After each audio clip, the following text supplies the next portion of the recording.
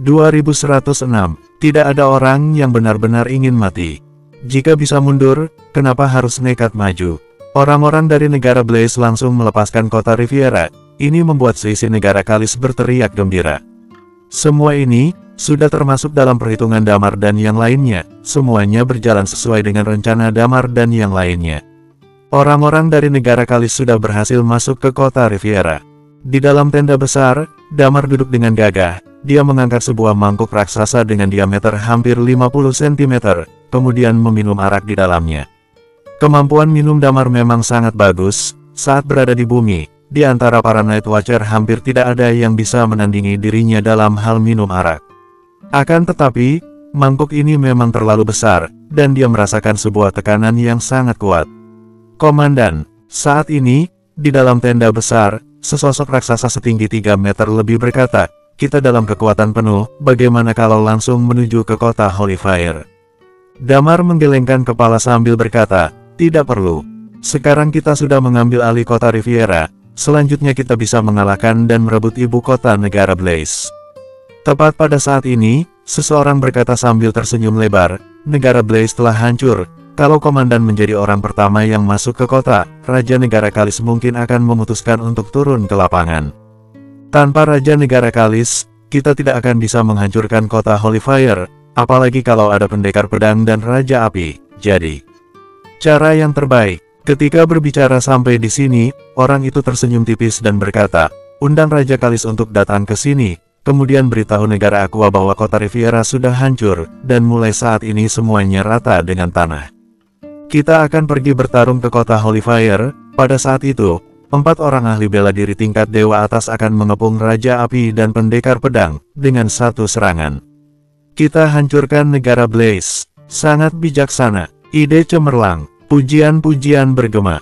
Damar menyimak semua percakapan ini dengan baik sambil merefleksikannya dengan rencana yang sudah dia sepakati dengan Dainty, Iman, dan yang lainnya. Sepertinya tidak sulit memancing Raja Negara Kalis untuk turun dari kerajaan dan bergabung dengan mereka di medan perang.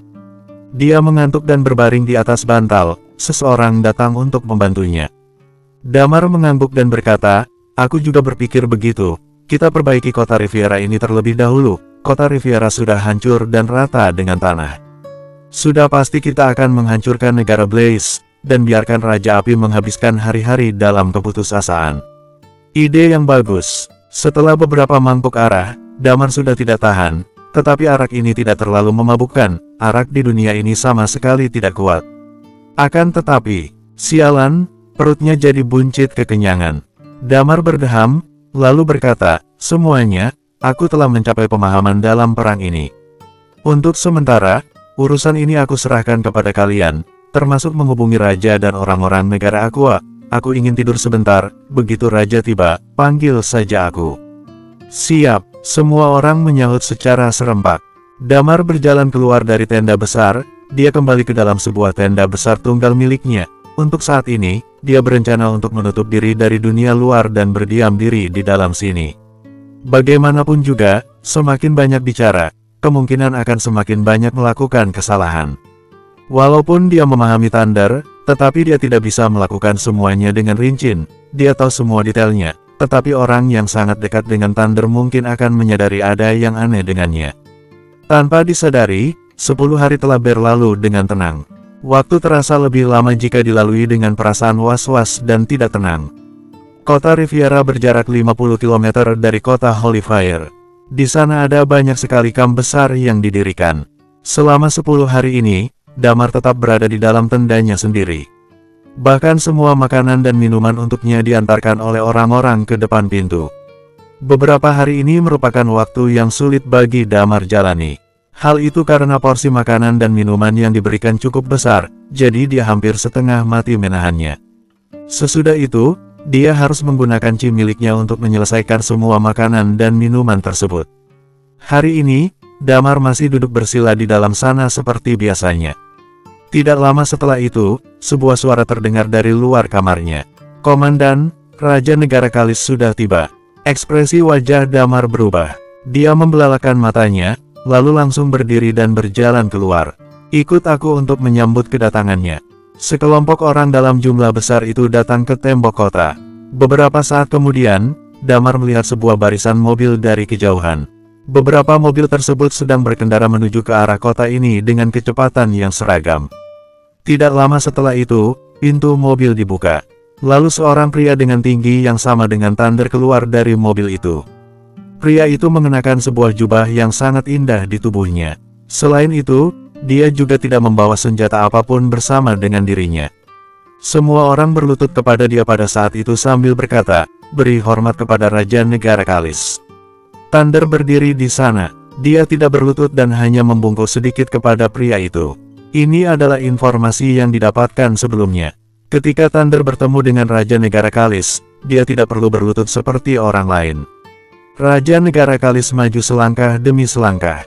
Lalu dia menepuk pundak Damar dengan tegas sambil berkata, "Anak muda, pekerjaanmu sungguh bagus sekali." Damar tersenyum tipis dan berkata, "Pendekar pedang dan Raja Api hanya para pengecut. Kota Riviera ini hanyalah langkah awal kita saja. Lalu bagaimana dengan tubuh Halko?" tanya Raja Negara Kalis. "Antar aku untuk pergi melihatnya." Raut wajah Damar berubah. Kemudian dia menunjuk ke kejauhan dan berkata, "Tubuh Halko ada di bawah sungai gunung itu." Pada saat itu, keadaannya sangat mendesak. Jadi kami langsung menguburnya di sana. "Wah, sayang sekali," seru Raja Negara Kalis. "Ikut aku masuk ke kota. Ayo kita mengobrol secara pribadi." Damar mengangguk. Lalu kelompok orang itu pergi masuk ke kota. Bangunan yang ada di dalam kota itu tidak cocok untuk ditinggali ras raksasa. Sehingga para ras raksasa berkemah lagi di kamp besar. Thunder dan Raja Negara Kalis berjalan masuk ke dalam tenda besar milik Damar tadi. Setelah mereka masuk, Raja Negara Kalis langsung duduk di atas kursi utama. "Thunder, jelaskan kepada aku, bagaimana cara kamu menghancurkan kota Riviera ini?" tanya Raja Negara Kalis. Damar mengangguk. "Lapor, Raja Negara Kalis." Kamu memanggil aku dengan apa?" Kedua mata Raja Negara Kalis menyipit pada saat itu. Damar tertegun. Nalurinya berkata bahwa ada sesuatu yang tidak beres. Dia sejenak terdiam di posisinya. "Kamu, bukan Thunder." Raja Negara Kalis membelalakan matanya ke arah Damar. "Siapa kamu sebenarnya? Di mana Thunder?" Damar tahu bahwa dia telah mengungkapkan kelemahannya. Dia terdiam sejenak lalu berkata, "Bagaimana kamu bisa tahu? Thunder akan memanggilku Raja Negara Kalis ketika kita ada di luar," jelas Raja Negara Kalis dengan raut wajah yang muram. "Tapi, dia pasti tidak akan memanggilku dengan sebutan itu secara pribadi. Dia akan memanggilku kakak atau langsung memanggil namaku secara langsung. Ini adalah kebiasaan yang telah kami lakukan selama bertahun-tahun lamanya." "Tapi kamu..." Damar tercengang. Dia tidak menyangka bahwa dirinya ternyata akan ketahuan hanya karena sebuah panggilan saja. Dia memang hanya mengetahui Thunder dari gambarannya saja. Namun dia tentu saja tidak begitu paham mengenai kehidupan Thunder secara detail. Jadi selama ini, dia akan memilih untuk bersembunyi dan berusaha untuk tidak terlalu sering berbicara dan melakukan sesuatu. Tujuan dia bukanlah untuk mengungkapkan jati dirinya. Tetapi dia sama sekali tidak menyangka bahwa dia ketahuan hanya karena satu kalimat saja. "Siapa kamu sebenarnya? Di mana Thunder yang asli?" Tatapan Raja Negara Kalis terlihat tajam saat bertanya kepada Damar. Bersambung 2107. Damar sadar bahwa dirinya sudah ketahuan, jadi dia tidak lagi menyembunyikan jati dirinya. Dia juga merasa tidak nyaman untuk tetap berada di tubuh yang sangat besar itu. Tubuh Damar sedikit menggeliat. Tidak lama setelah itu, dia berubah kembali ke penampilan aslinya. Sebuah senyuman kecil tercetak di wajahnya setelah itu. "Dia ada di mana? Jika kamu ingin bertemu dengan dia, aku bisa membawa kamu ke sana," ucap Damar. Rasa gelisah mulai muncul di hati Raja Negara Kalis. Dia menyipitkan kedua matanya saat menatap Damar. "Aku belum pernah melihat kamu di negara Blaze. Jadi siapa kamu sebenarnya?" "Aku siapa? Itu tidak penting," seru Damar sambil tersenyum menyeringai. "Jadi Thunder mati? Dia mati di tangan kamu?" tanya Raja Negara Kalis. Damar tidak mengelak tuduhan itu. Dia menganggukkan kepalanya dan berkata, "Seharusnya aku juga mencari waktu untuk membunuh kamu agar kamu bisa bertemu dengan dia. Sayangnya, kamu menyadari penyamaranku. Jadi sepertinya aku hanya bisa membunuh kamu secara langsung sekarang." Keinginan untuk membunuh seketika bergejolak di sorot mata Raja Negara Kalis. Dia melihat Damar dengan tatapan mematikan, lalu perlahan menghembuskan napasnya. Kamu harus membayar kematian Thunder dengan nyawamu. Coba saja kalau bisa, balas Damar. Namun sebelum kamu melawan, aku ingin bertanya satu hal kepada kamu. Apakah perang ini diusulkan oleh Istana Langit atau Hesperin? Benar sekali. Damar mengetahui tentang penyerangan di antara negara Kalis dan negara Aqua. Jika tidak ada dorongan apapun, maka mereka pasti tidak berani untuk melakukannya. Sekte besar seperti Bintang Agung saja bisa dibubarkan oleh Damar dan teman-temannya. Jadi bagaimana bisa sebuah negara Kalis dan negara Aqua berani melakukan hal itu? Itu tidak penting, seru Raja Negara Kalis dengan acuh tak acuh. Dari awal negara Blaze berdiri di sebelah Hesperos, takdir negara itu sudah ditentukan. Tidak penting siapa yang mengusulkan hal itu. Jadi, negara Blaze mempertaruhkan keberuntungannya sendiri. Lalu kamu dan negara Aqua juga melakukan hal yang sama. Kamu mengira bahwa rombongan Hesperos tidak akan menyebabkan kegaduhan apapun, dan Istana Langit akan menang pada akhirnya. Jadi kalian berperang melawan negara Blaze untuk menunjukkan ketulusan hati kalian. Raja Negara Kalis menatap Damar dengan acuh tak acuh. Kalau seperti itu, lalu kenapa? Di dalam tenda besar ini hanya ada kamu seorang. Jadi kamu tidak bisa kabur dengan menggunakan sayapmu. Bukankah kamu merasa sedih karena kematian Thunder? Tanya Damar. Di dalam setiap perang pasti akan ada yang mati, jawab Raja Negara Kalis dengan tenang. Aku akan menggunakan darah segarmu untuk memperingati kematiannya. Apakah kamu tidak takut bahwa ratusan ribu pasukanmu juga akan mati di tempat ini? Tanya Damar lagi. Apakah kamu tidak ingin hidup berdampingan secara damai? Hidup berdampingan dengan damai. Hidup berdampingan dengan negara Blaze. Hidup berdampingan dengan ras Kerdil. Raja Negara Kalis menatap Damar dengan dingin. Anak muda, ada beberapa rasa dendam yang selalu akan ada selamanya dan tidak bisa dihilangkan. Kami dan ras Kerdil tidak bisa didamaikan kembali. Jika kita tidak mati, maka mereka yang harus mati. Selain itu, kalian akan segera mati di tangan Istana Langit cepat atau lambat. Setelah itu, dia sepertinya tidak ingin berbicara lagi. Tiba-tiba, tenda itu meledak dalam sekejap. Raja Negara Kalis berteriak, Thunder telah dijebak oleh pengkhianat hingga dia tewas. Semuanya, bunuh orang ini. Suaranya bergema ke kejauhan bagaikan suara bel yang sangat besar. Pada saat yang sama, ribuan konfeti muncul dari tubuh Damar. Lalu konfeti tersebut melayang dan membubung tinggi di udara. Raut wajah Raja Negara Kalis berubah. Karakteristik Dewa Tengah. Kamu telah melaksanakan upacara dewa. Siapa kamu sebenarnya? Kamu pasti bukan penduduk negara Blaze, kan? Tentu saja aku bukan penduduk negara Blaze. Seru Damar. Tapi, aku adalah orang yang membubarkan Bintang Agung. Kemudian Damar langsung menjentikkan jarinya.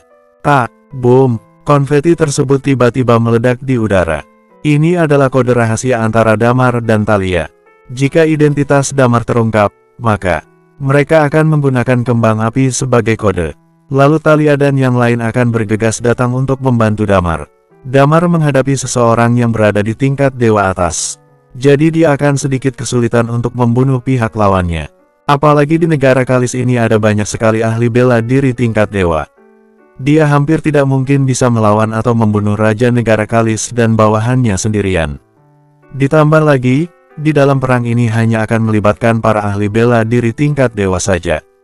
Semua ahli bela diri tingkat dewa di negara Blaze akan berpartisipasi dalam perang tersebut.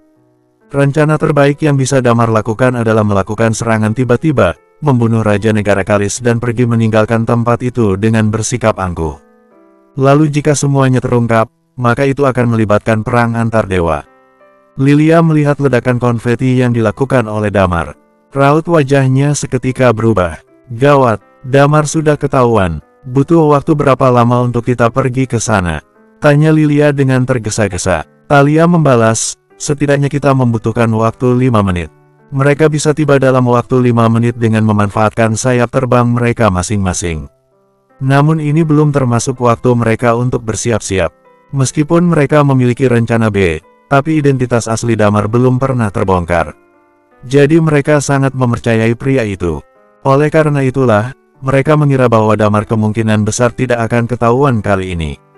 Namun sekarang, mereka harus datang membantu pria itu. Selain itu, Halko juga harus muncul sebagai perwakilan dari negara Blaze. Mereka harus bergegas menghampiri Damar sesegera mungkin. Suit, sebuah suara pun bergema di tempat itu. Dainty dan Hulko langsung mengumpulkan ahli bela diri dari negara Blaze dengan cepat. Penduduk negara Blaze benar-benar terkejut saat melihat Hulko muncul. Hulko menarik napas panjang dan berkata, "Aku tidak bisa memberikan banyak penjelasan kepada kalian untuk saat ini. Aku akan menjelaskan semuanya setelah semua ini berakhir. Sekarang, semua ahli bela diri tingkat dewa langsung ikut dengan aku pergi ke kota Riviera. Kita akan membunuh Raja Negara Kalis," perintahnya. Di antara kerumunan itu masih banyak orang yang terlihat sangat bingung. Pada saat itu, Thalia dan yang lain sudah bergegas masuk ke tenda besar. Kemudian Thalia meraih tangan Dainty dan berkata, "Ayo pergi, kita sudah terlambat. Damar sedang dalam bahaya sekarang." Mereka masing-masing memegang 2 orang dan bergegas pergi menuju kota Riviera. Sedangkan orang yang tersisa hanya bisa berjalan kaki ke kota itu. Mereka semua harus mengakui bahwa status Hulko di sini benar-benar sangat tinggi. Sebagian besar orang terkejut saat melihat Hulko masih hidup, tetapi itu hanya sebentar saja. Setelah itu, mereka mungkin bisa menebak bahwa semuanya telah diatur oleh Hulko. Namun mereka sama sekali tidak tahu bagaimana cara Hulko mengatur semua itu. Sayap terbang mereka sudah terbentang sepenuhnya. Lalu sekelompok orang itu langsung bergegas pergi ke arah kota Riviera. Di sisi lain, pertempuran tersebut sudah benar-benar terjadi. Jumlah ahli bela diri tingkat dewa di negara Kalis yaitu sekitar 40 orang. Raja negara Kalis memiliki kemampuan bertarung tingkat dewa atas, lalu 7 orang di tingkat dewa tengah, dan sisanya berada di tingkat dewa bawah. Total 40 orang itu mengepung dan menahan Damar di sana. Damar benar-benar terjebak di tempat itu. Damar memegang belati dan pedang di kedua tangannya. Dia juga sungguh tidak berani bertindak gegabah pada saat itu. 8 jenis karakteristik dikombinasikan dengan teknik bela diri gabungan lainnya benar-benar melonjak dari tubuh Damar. Selain itu, dia juga memiliki kecepatan dari tahap penyelesaian serta keanehan dari karakteristik magis. Sehingga tubuhnya terus terhuyung-huyung ketika berhadapan dengan 30 hingga 40 orang yang sedang mengepung dirinya. Bersambung 2108. Sebagian besar orang ras raksasa ini mengandalkan kondisi dan kekuatan fisik mereka. Namun kecepatan mereka jauh lebih buruk dibandingkan dengan kekuatannya. Sejenak, Damar tiba-tiba merasa bisa mengatasi hal ini dengan mudah. Ini membuat Damar merasa sedikit lega. Karakteristik unik dari tulang naga. Pada waktu tertentu, sebuah pedang berwarna emas tiba-tiba muncul di dalam genggaman Raja Negara Kalis. Bahkan Damar tidak menyadari kapan pedang itu muncul. Raja Negara Kalis menyipitkan kedua matanya saat melihat ke arah Damar. Karakteristik unik. Damar sedikit tersenyum dan berkata, "Karakteristiknya tidak begitu banyak, tapi kamu mungkin akan dibunuh di tempat ini dengan semua karakteristik milikku." Membunuh pemilik karakteristik unik dan memberikan penghormatan kepada dewa utama. Jika aku melakukan itu, mungkin status negara Kalis masih bisa meningkat lagi. Gumam Raja Negara Kalis. Kemudian dia tiba-tiba merenggangkan kelima jarinya. "Jangan lari, Bes." Dalam sekejap, Damar hanya bisa merasakan tekanan mengerikan yang datang tiba-tiba dari segala arah. Karakteristik ekstraksi udara. Raut wajah Damar berubah. Dirinya tidak menyangka bahwa Raja Negara Kalis ternyata memiliki karakteristik seperti ini. Namun karakteristik itu sama sekali tidak berada di tingkat dewa. Itu hanya akan mempengaruhi Damar sebentar saja. Damar tertawa mencibir, lalu sudut bibirnya sedikit terangkat. Nama dari karakteristik ini adalah karakteristik ekstraksi udara. Setelah itu, dia juga ikut merenggangkan jari-jarinya. 40 lebih orang seketika merasakan tekanan yang besar dalam sekejap. Kekuatan karakteristik dari kedua belah pihak sama sekali tidak berada di tingkat yang sama. Wosh! Tepat pada saat itu, Raja Negara Kalis tiba-tiba bergerak.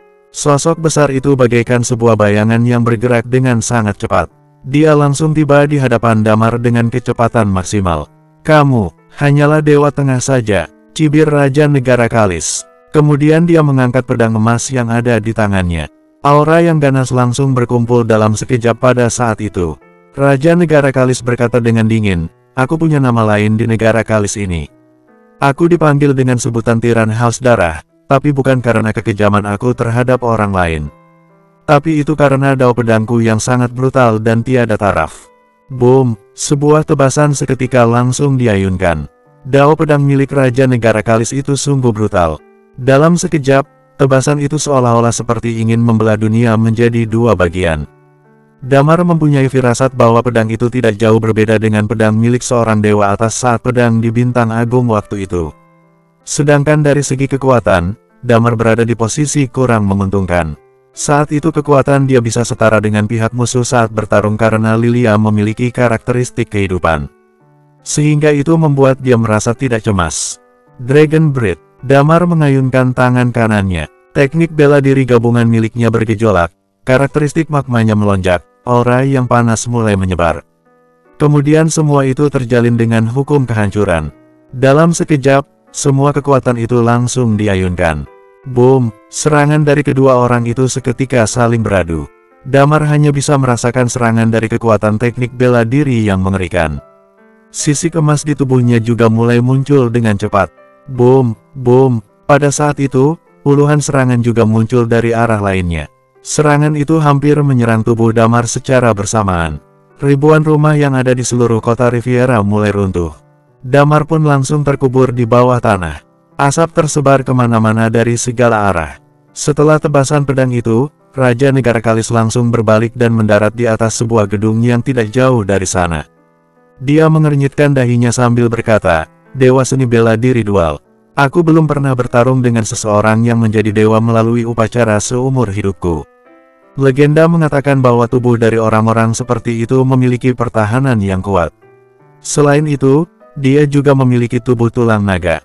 Setelah itu, dia tersenyum menyeringai. Tapi dia mendapatkan serangan dari puluhan ahli bela diri sekarang. Bahkan jika dia tidak mati, mungkin dia juga tidak akan bisa bertarung. Nasibnya sudah ditentukan. Benar sekali. Jika dilihat dari tingkatnya, perbedaan inti di antara ahli bela diri tingkat dewa atas dan bawah hanyalah kekuatan saja. Namun mereka juga sama-sama merupakan ahli bela diri tingkat dewa. Pada dasarnya, tidak ada perbedaan rentang hidup sama sekali. Contohnya seperti orang-orang yang memiliki kekuatan di tingkat dewa dan di tingkat puncak.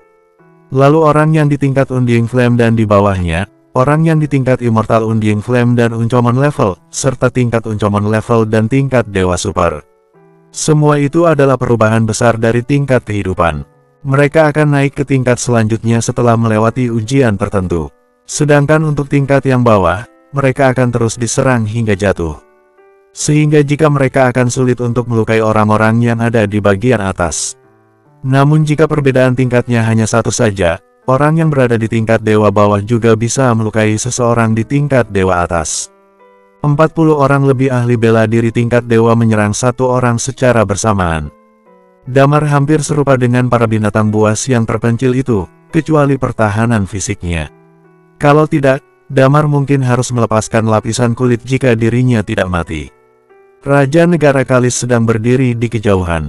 Dia secara otomatis bisa merasakan bahwa ada aura ahli bela diri tingkat dewa di tempat yang lebih jauh. Aura tersebut sangatlah banyak, dan saat ini sedang mendekat ke tempatnya berada. Namun, sebagian besar dari mereka hanya merupakan dewa tingkat bawah saja. Oleh karena itu, dia sama sekali tidak menghiraukan hal tersebut. Damar memang memiliki kemampuan bertarung di tingkat dewa atas. Namun begitu Damar mati, dia bisa dengan mudah mengantarkan semua orang itu menuju kematian. Raja Negara Kalis sedang memandang reruntuhan itu dengan tatapan yang tajam. Tepat pada saat itu, sebuah suara bergema dari bawah reruntuhan. Apakah serangan dari 40 lebih ahli bela diri tingkat dewa hanya seperti ini saja? Kalian sedang mengerjai aku, ya? Hah? Ekspresi wajah Raja Negara Kalis seketika berubah. Boom! Pada saat itu, sebuah suara tiba-tiba terdengar dari bawah. Kemudian Damar langsung terbang membubung tinggi ke udara dalam sekejap. Sepasang sayap seketika terbentang lebar di belakang Damar. Duta Besar Istana Langit. Raut wajah Raja Negara Kalis berubah saat melihat sayap terbang Damar. Pandangannya tetap tertuju ke arah sayap itu sambil berkata, "Tidak mungkin. Ini bukanlah sayap terbang Duta Besar Istana Langit." Darah segar mengalir dari sudut bibir Damar. Serangan tadi membuat Damar benar-benar terluka. Namun tubuhnya masih bisa bertahan dan memberikan perlawan kepada pihak musuh. Itu karena tubuh fisiknya sudah pernah melewati 2 kali pembersihan diri serta adanya kekuatan pertahanan dari Dragon Nine Changes. Seseorang dengan dewa atas di dunia ini tidak mempunyai tubuh fisik yang mengerikan seperti itu. Di dalam penyerangan seperti tadi, Damar tidak akan bisa mati begitu saja. Saat ini, keadaan Damar juga tidak begitu baik. Luka dan cedera di tubuh Damar tampak sangat mengerikan, dan darah terus mengalir keluar dari sudut bibirnya. Dengus Raja Negara Kalis saat melihat Damar. Kamu punya tubuh tulang naga, dan semua daudual milikmu berada di tingkat Dewa Tengah. Jadi bisa dikatakan bahwa kamu sangat kuat. Tapi kamu masih terlalu lemah. Sekarang, wosh! Tepat pada saat itu, sebuah sinar cahaya berwarna hijau muncul dan langsung masuk ke dalam tubuh Damar. Wosh! Wosh! Wosh! Kemudian, ribuan tumbuhan merambat di tanah mulai tumbuh dengan liar. Tanaman tersebut bagaikan sebuah kurungan yang langsung mengepung tubuh Raja Negara Kalis. Energi vitalitas ini sangat kuat sekali. Ini adalah karakteristik vitalitas, sebuah karakteristik unik lainnya. Semua orang benar-benar terkesiap. Bersambung, 2109, Raja Negara Kalis. Sebuah suara teriakan terdengar pada saat itu. Hari ini, hidupmu harus diserahkan di sini. Dao Ashura, sebuah suara lain tiba-tiba terdengar lagi. Dalam sekejap, sosok berwarna merah darah melintas di udara tanpa henti. Damar melihat ke langit dengan senyuman tipis di wajahnya. Dia merasa tubuh fisiknya pulih dengan sangat cepat. Pada saat yang sama, dia melihat ke arah Raja Negara Kalis dan berkata, "Kamu dipanggil dengan sebutan Tiran Haus Darah, ya?" Lalu Damar terkekeh-kekeh dan berkata, "Kalau aku sendiri paling suka membasmi kejahatan demi orang-orang baik, sebut saja aku Haus Darah Tiran. Aku suka dengan darah manusia tiran sepertimu." Dengus Raja Negara Kalis. "Lalu apa gunanya kalian mendatangkan begitu banyak orang? Bahkan kalian hanya punya beberapa dewa tengah saja dan sama sekali tidak ada orang di tingkat dewa atas. Kamu tidak berpikir bahwa kamu bisa menang, kan?" Damar melemparkan senyuman kepada Raja Negara Kalis. "Apakah kamu tidak paham? Inilah yang disebut sebagai karakteristik unik. Wosh! Hukum jiwa, hukum impian, serta dao pembunuh langsung bergejolak dan melonjak dalam sekejap. Kita semua adalah makhluk fana." Pada saat itu, Wendy yang diselimuti sinar cahaya merah langsung mendarat di sebelah Damar. Lalu ketika lingkaran reinkarnasi melayang keluar, dia langsung mengambil dua pedang yang melambangkan lingkaran itu. Selain teknik fana, juga masih ada karakteristik gold. Karakteristik ini juga bisa memengaruhi pikiran seseorang. Jika karakteristik gold digabungkan dengan hukum dan teknik bela diri Damar, itu berarti ada hampir 5 jenis hukum yang melonjak secara bersamaan. Seorang ahli bela diri tingkat Dewa Tengah mungkin masih bisa bertahan. Namun para ahli bela diri tingkat Dewa Bawah sama sekali tidak bisa melawan kekuatan hukum yang mengerikan seperti itu. Dalam sekejap, semua kekuatan para ahli bela diri tingkat Dewa Bawah terus-menerus menurun. Karakteristik reinkarnasi, sebuah karakteristik unik lainnya. Bagaimana mungkin? Bagaimana bisa ada begitu banyak karakteristik unik yang muncul di zaman ini? Raut wajah Raja Negara Kalis berubah menjadi panik. Benar sekali, dia sungguh merasa ketakutan. Halko yang berada tidak jauh dari sana juga merasakan hal yang sama. Faktanya, karakteristik unik hampir tidak bisa ditemukan di dunia ini lagi setelah Dewa Utama berkuasa. Jika Dewa Utama menemukan seorang pemilik karakteristik unik, orang tersebut mungkin akan ditangkap dan menjadi makanan Dewa Utama. Mereka sama sekali tidak tahu seberapa mengerikannya karakteristik unik itu. Bahkan kekuatan hukum dari pemilik karakteristik unik akan semakin kuat setelah mencapai tingkat dewa. Ketika mereka masih terkejut, Phoenix, sebuah api yang cantik dan mematikan berkobar di udara. Sosok Talia tiba-tiba muncul begitu saja. Sebuah Phoenix Sword merah tua di tangannya terbakar dengan api, dan udara di sekitar meningkat secara drastis. "Serahkan kepada aku." Suara Yani terdengar dengan jelas dan lantang pada saat itu. Yani menatap semua orang itu dengan senyuman di wajahnya. Kemudian sebuah kekuatan yang misterius melonjak dan melewati mereka. Yani membuka mulutnya dan berkata, "Kalian semua ditakdirkan untuk mati." Bro. Pada saat itu, para dewa bawah tadi langsung jatuh ke tanah tanpa secara misterius. Sama seperti ketika Titan meluncurkan karakteristik kutukannya waktu itu. Damar menarik napas dalam-dalam. Jika seseorang mengatakan bahwa karakteristik kutukan itu terlalu aneh, maka karakteristik takdir ini justru sangat sulit dipahami. Raja Negara Kalis terlihat seperti sudah kehilangan akalnya. Dalam sekejap, semua tubuh raksasa para ahli bela diri tingkat bawah dari negara Kalis mulai berjatuhan satu persatu. Tidak lama setelah itu, hampir semua orang negara Kalis jatuh ke tanah. Kecuali beberapa orang di tingkat Dewa Tengah serta Raja Negara Kalis. Hulko menelan ludahnya. Dainty, mereka itu, sebenarnya siapa? Dainty tersenyum kecil dan berkata, mereka luar biasa, kan? Kamu tidak pernah melihat perang di Bintang Agung waktu itu, sedangkan aku menyaksikan segalanya. Tapi, aku tidak menyangka bahwa wanita itu juga memiliki karakteristik unik. Waktu itu, dia sama sekali tidak melakukan penyerangan. Lanjutnya, takdir, seru Hulko sambil menelan ludahnya. Takdir dan reinkarnasi, bagaimana mungkin? Hulko pun terus-menerus bergumam, Hulko, aku serahkan semua ahli bela diri tingkat Dewa Tengah itu kepada kamu.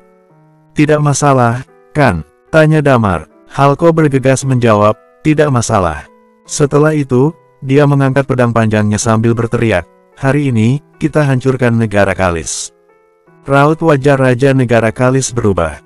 Dia menggertakkan giginya, dan aura di tubuhnya bergejolak. Dia tiba-tiba mengayunkan pedangnya, dan bangunan di bawahnya langsung runtuh. Setelah itu, dia memutuskan untuk segera melarikan diri. Benar sekali, Raja Negara Kalis merasa sedikit ketakutan. Dia akhirnya tahu bagaimana cara Damar membunuh Thunder. Keberadaan karakteristik unik membuat dia agak takut. Ditambah lagi, kemampuan bertarung yang ditunjukkan oleh rombongan Damar itu benar-benar di luar dugaannya. Sebenarnya, dia jauh lebih kuat dibandingkan dengan Thunder. Jika dia mempunyai tekad untuk bertarung sampai mati, maka mereka tidak punya kesempatan untuk menang sedikitpun. Sayangnya, dia merasa panik dan takut. Dia memiliki pemikiran yang sama dengan sebagian besar orang. Semakin lama dia hidup dan semakin tinggi statusnya, maka dia semakin takut dengan kematian. Dia sama sekali tidak memiliki tekad untuk berjuang sekuat tenaga. Kamu ingin pergi kemana? Kamu ingin pergi kemana? Tepat pada saat itu, sebuah suara dengan nada dingin terdengar di telinganya.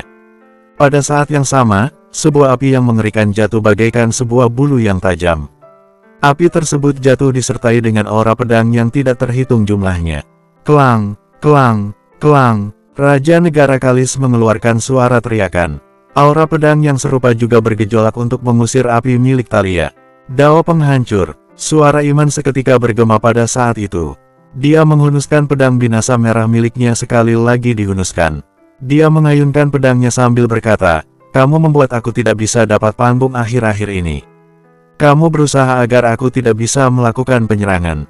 Tapi aku baru saja pulih, jadi aku akan melayangkan tebasan pedang ini kepada kamu. Damar pun secara otomatis langsung tertawa. Selama beberapa waktu ini, Iman memang sedikit lebih aktif untuk turun tangan demi menaikkan reputasinya di hadapan Raja dari negara Blaze. Raja Negara Kalis sedikit ketakutan saat berhadapan dengan pedang Iman. Ekspresi di wajahnya langsung berubah. Damar, tepat pada saat itu, Titan yang berada tidak jauh dari sana berteriak memanggil Damar. Damar langsung paham maksud Titan. Dia bergegas membungkuk dan langsung menahan seluruh auranya. Pada saat yang sama pedang panjang emas yang ada di belakang langsung jatuh ke dalam genggamannya. Boom, suara serangan bergema di tempat itu. Iman harus mengakui bahwa Raja Negara Kalis sangatlah kuat. Dia menggunakan seluruh kekuatannya untuk menahan tebasan pedang Iman. Tahan dia. Pada saat itu, suara Titan tiba-tiba bergema di tempat itu. Raut wajah Raja Negara Kalis berubah. Dia merasa bahwa ada sebuah lapisan misterius berwarna abu-abu kehitaman mengenai tubuhnya. Lalu dia langsung menggunakan kekuatan teknik bela dirinya dengan cepat untuk menghilangkan zat-zat tersebut. Namun pada saat itu, dia bisa merasakan bahaya sedang mendekati dirinya. Jurus batu, teriak Damar, pergi. Raja Negara Kalis juga berteriak. Dalam sekejap, dia langsung membebaskan diri dari kendali Titan. Lalu dia berbalik dan menebaskan pedangnya ke arah pedang Damar. Slash! Kedua sosok itu saling melewati satu sama lain. Kemudian sosok Damar muncul di belakang tubuh Raja Negara Kalis. Dia berkata dengan nada dingin, perang ini sudah berakhir. Raja Negara Kalis berdiri di tempatnya dengan ekspresi linglung. Perang, mengerikan. Pedang emas besar yang begitu kokoh di tangan Raja Negara Kalis seketika terbelah menjadi dua bagian. Bahkan salah satu bagian pedang tersebut langsung jatuh retak di tanah. Bersambung, 2110. Setelah itu, karakteristik yang mengerikan langsung bergejolak. Karakteristik petir, angin kencang, magma, serta es seketika berkecamuk di tubuh Raja Negara Kalis. Semua jenis hukum pun saling terikat dengan satu sama lain. Tubuh Raja Negara Kalis yang besar itu dalam sekejap hancur lebur. Bagaimana mungkin? Bagaimana mungkin? Dia menggumam beberapa sebelum tubuhnya jatuh dengan suara gedebuk secara tiba-tiba. Setelah itu, kilat dan petir bergemuruh di langit. Kemudian hujan darah pun turun dari langit. Seorang ahli bela diri tingkat dewa sudah tewas. Raja gugur. Selamatkan diri kalian. Semua orang berteriak panik pada saat itu. Damar melirik ke arah semua penduduk negara Kalis dengan tatapan dingin. Lalu dia berkata, barang siapa yang menurunkan senjatanya, maka dia tidak akan dibunuh. Bagi yang melanggar akan langsung dibunuh di tempat. Orang-orang yang tersisa hanyalah beberapa dewa tengah saja. Di dunia ini, tidak ada satupun yang ingin mati. Dulu saat penduduk negara Blaze mengetahui bahwa Hulko mati, mereka tidak ingin melakukan penyerangan lagi. Namun sekarang, penduduk negara Kalis juga merasakan hal yang sama. Ada orang yang langsung kabur, dan ada juga yang langsung meninggalkan senjatanya. Awalnya Hulko ingin mengejar mereka yang melarikan diri. Namun, dia dihentikan oleh Damar. Dua orang di tingkat dewa atas sudah mati.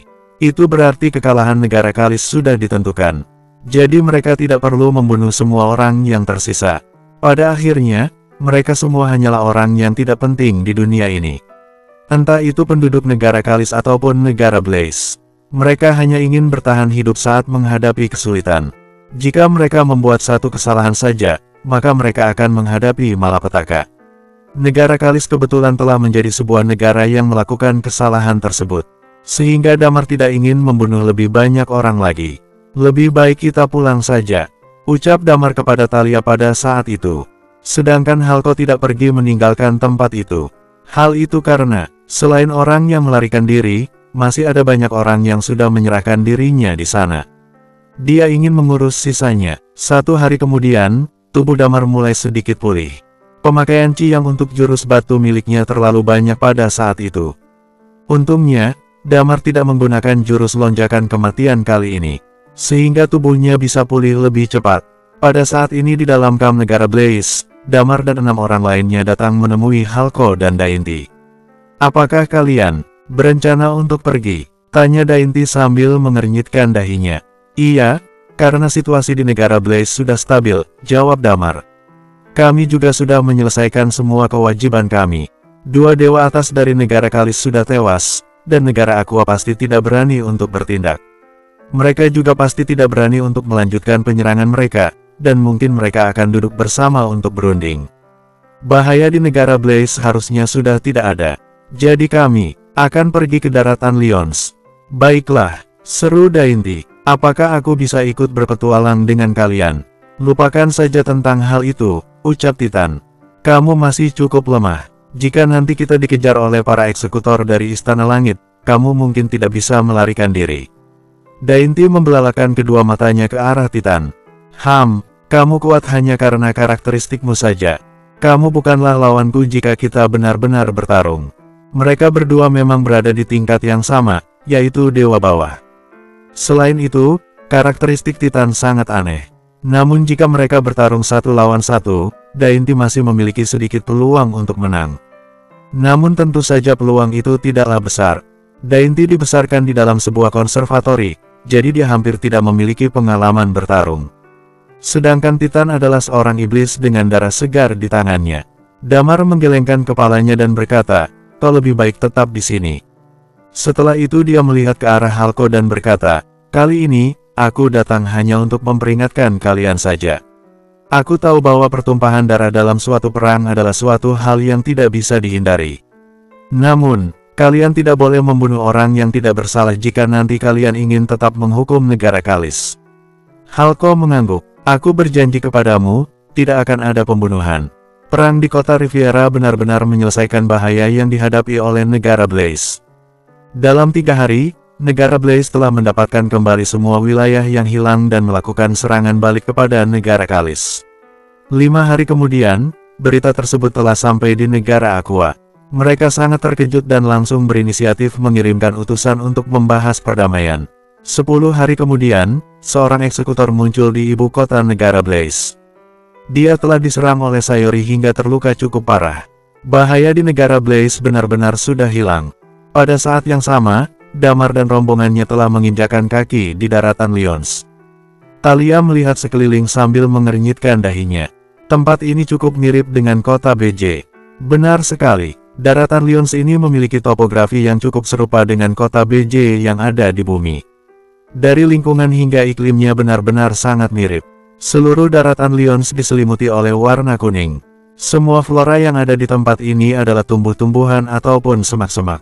Selain itu, pasir kuning juga ada di mana-mana.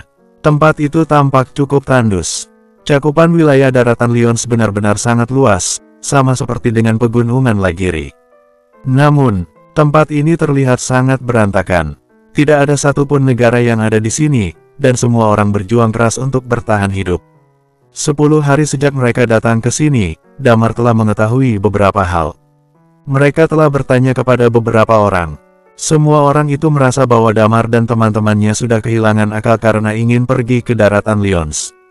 Daratan Lyons adalah sebuah tempat yang terkutuk. Penduduk yang tinggal di kota itu dan daerah sekitarnya sama sekali tidak diizinkan untuk keluar. Semua orang boleh masuk ke sana, tetapi tidak boleh keluar. Selain itu, penduduk daratan Lyons juga tidak diperbolehkan untuk keluar dari kota itu. Ini adalah aturan yang ditetapkan oleh Dewa Utama. Penduduk daratan ini bahkan harus mempunyai tato di wajah mereka dari lahir. Begitu mereka keluar dari kotanya, mereka akan langsung dikenali. Kemudian mereka akan diburu dan dibunuh oleh seluruh dunia. Penduduk yang bahkan tidak lemah pun hanya bisa tinggal di daratan Lyons. Meski begitu, mereka juga masih bisa bertahan hidup dengan mengandalkan kekuatan mereka. Namun, itu juga hal yang relatif. Daratan Lyons tidak dibagi menjadi beberapa negara. Namun tempat ini dibagi menjadi beberapa wilayah. Setiap wilayah memiliki aturan kejam yang ditetapkan oleh Dewa Utama. Damar sama sekali tidak bertanya mengenai aturan tersebut. Di daratan Lyons ada banyak sekali binatang buas. Bahkan Nightcrawler berasal dari daratan itu. Ketika Damar dan teman-temannya menginjakkan kaki di tempat ini, mereka merasa sepi dan sedih. Bahkan tanpa alasan yang jelas, Damar bisa merasakan rasa sedih mengambang di dalam hatinya. Iya, tempat ini mirip dengan kota BJ, gumam Lilia. Tapi suasana di tempat ini jauh lebih dingin, rasanya seperti tempat yang sepi dan terpencil. Aku tidak tahu mengapa Fedra menyuruh kita datang ke sini. Untuk apa? Ucap Kirin. Sepertinya dia ingin kita melihat dunia yang tragis seperti ini. Mungkin dia ingin membuat kita menanggung takdir dari dunia ini sekaligus mengambil beberapa peluang.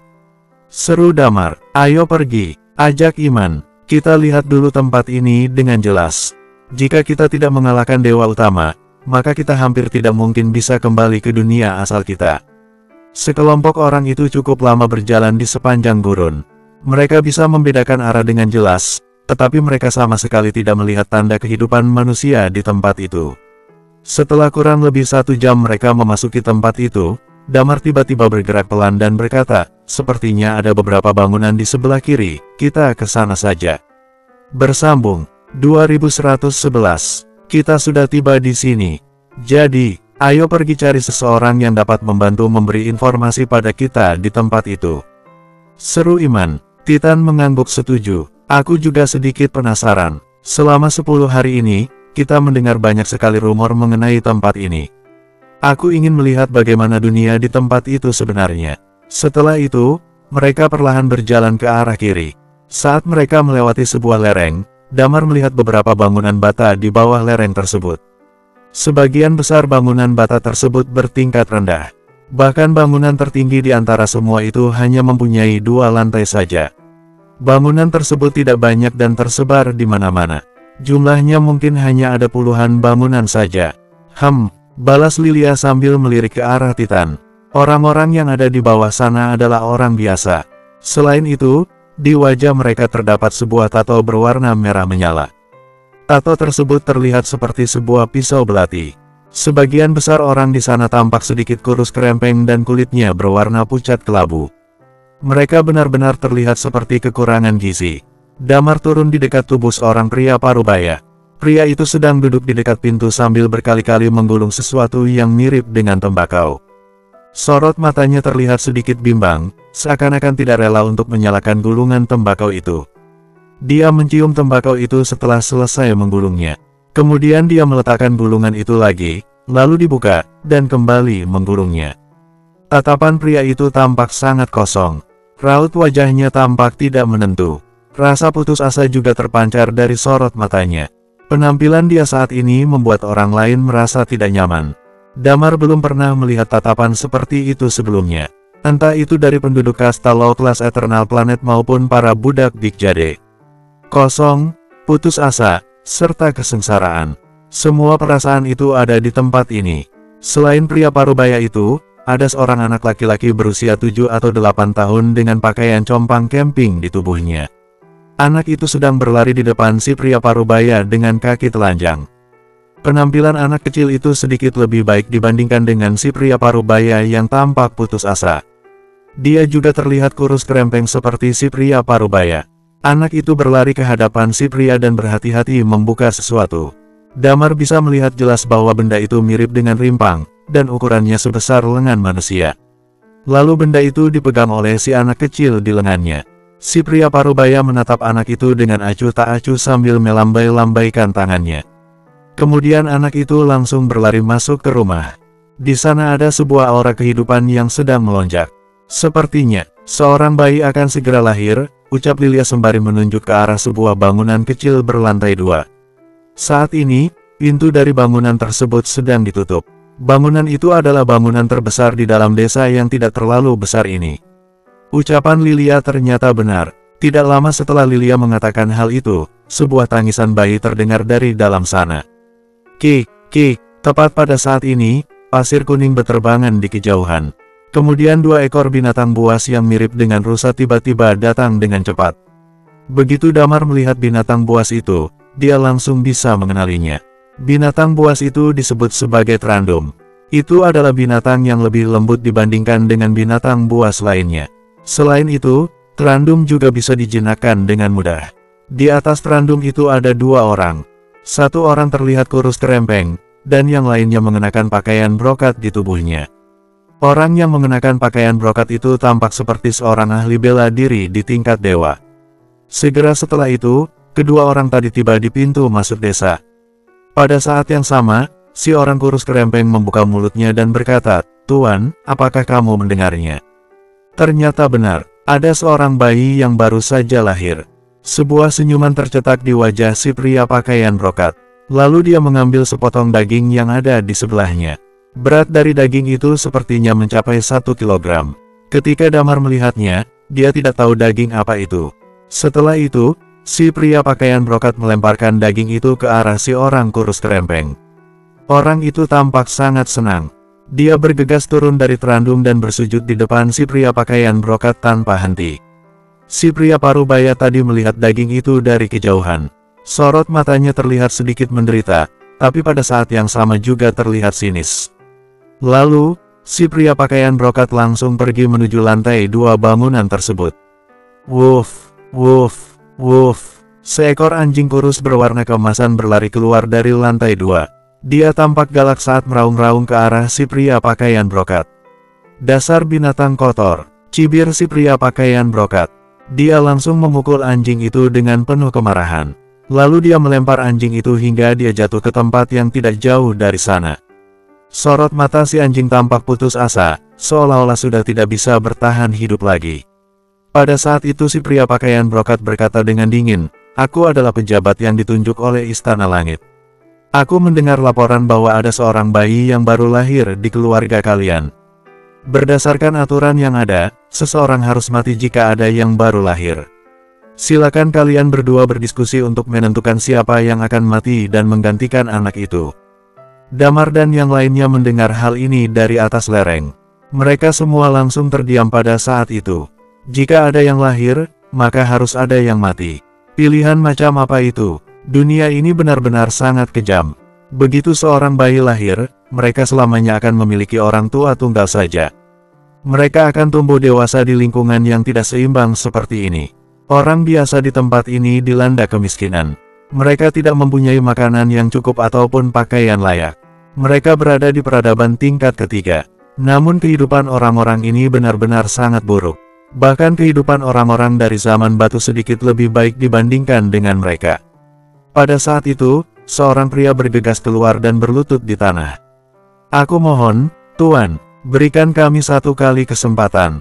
Tuan bisa bawa semua barang yang ada di rumah kami, tapi tolong biarkan kami bertiga tetap hidup.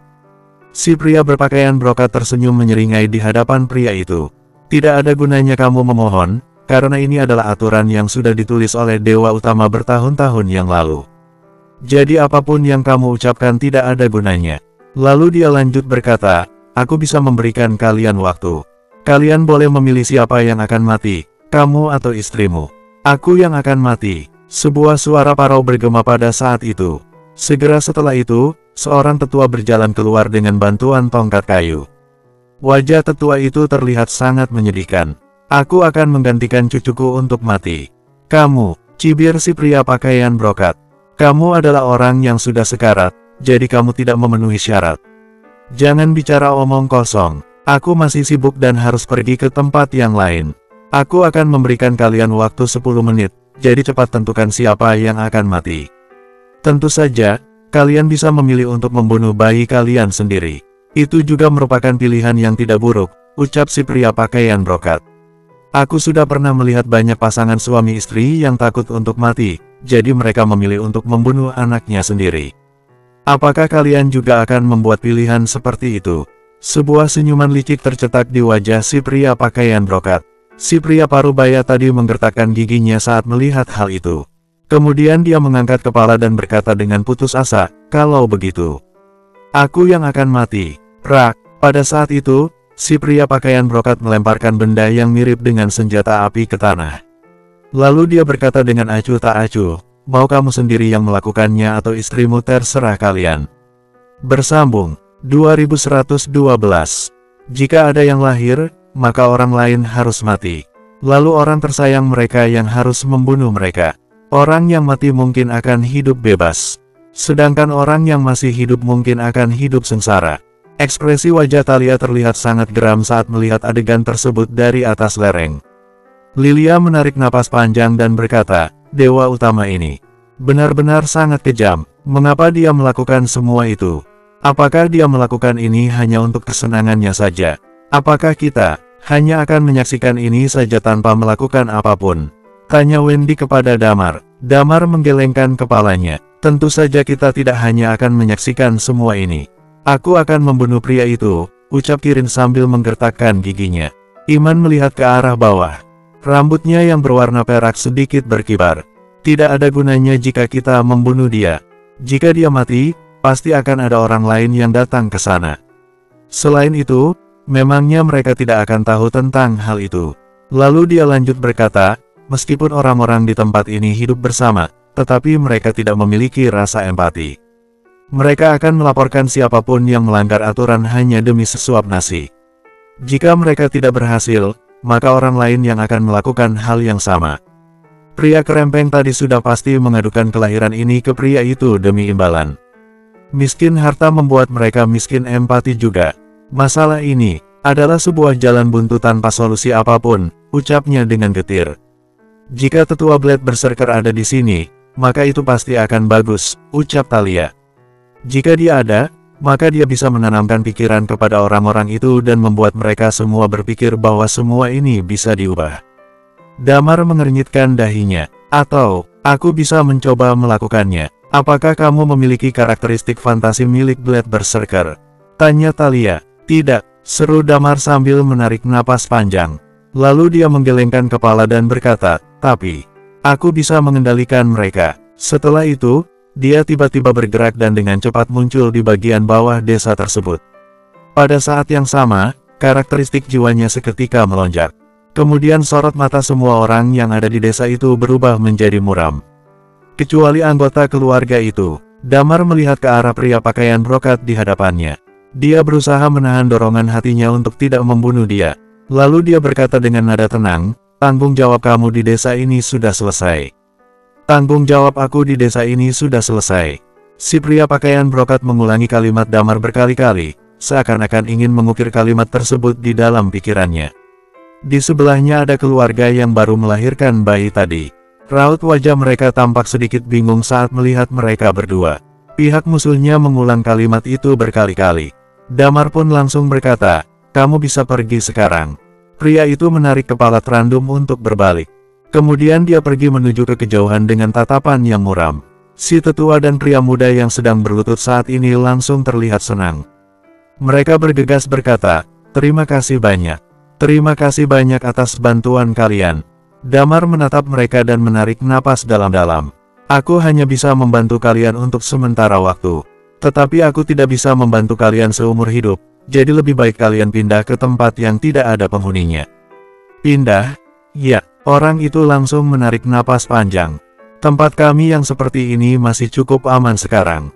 Meski tidak ada orang baik di daratan Lyons yang besar ini, jika kami meninggalkan tempat ini, maka kami tidak akan punya kesempatan untuk hidup." Damar tercengang. Kemudian dia berkata dengan tenang, "Kalau begitu, kalian harus bersembunyi dengan baik. Kamu atau istrimu harus berusaha untuk tidak memunculkan diri kalian dan harus bersembunyi dengan baik. Aku hanya bisa membantu kalian di sini saja." Setelah itu, sosoknya langsung bergerak dan menghilang di dalam desa. Beberapa menit kemudian, Damar baru menarik kembali karakteristik jiwanya setelah pria pakaian brokat itu sudah pergi jauh. Tepat pada saat itu, dia melihat Titan menjentikkan jarinya sedikit.